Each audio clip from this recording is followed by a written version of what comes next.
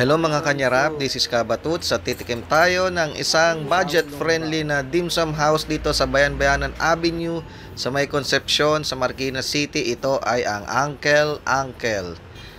Ayan. So maliit lang na lugar, maliit lang ang dining area, pero affordable ang mga pagkain.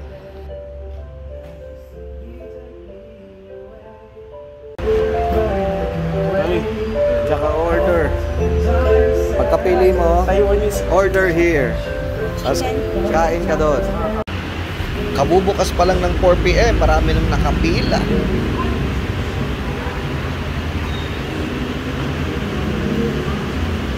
Tikman natin ang mga dim sum at ibang food dito sa Uncle. Dito sa may Bayan-Bayanan Avenue, Concepcion, Marikina. Alright. Wonton soup. Xiaolong bao. Wonton soup.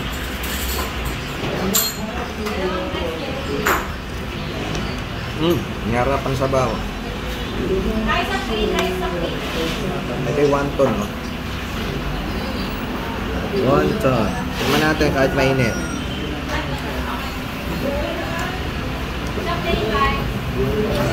Nyarap naman, nyarap.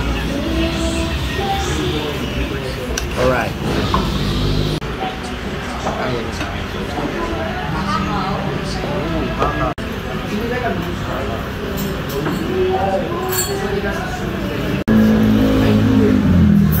Xiaolong bao.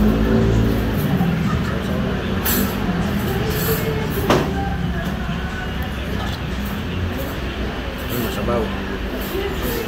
Ang maluya siya.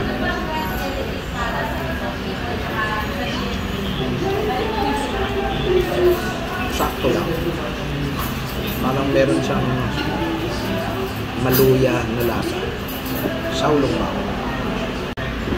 Hakaw.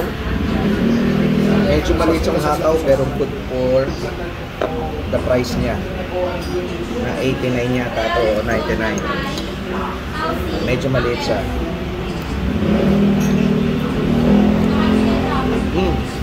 Good naman. Yarap. Hakaw. Soy chicken. Tingnan natin ang soy chicken.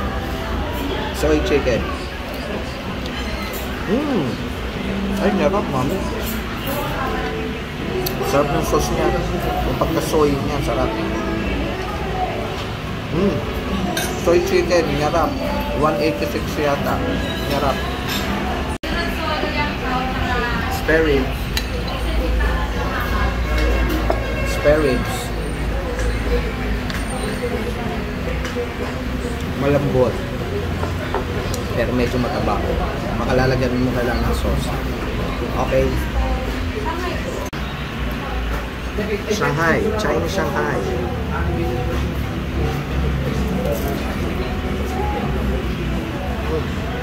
Uncle's fried rice.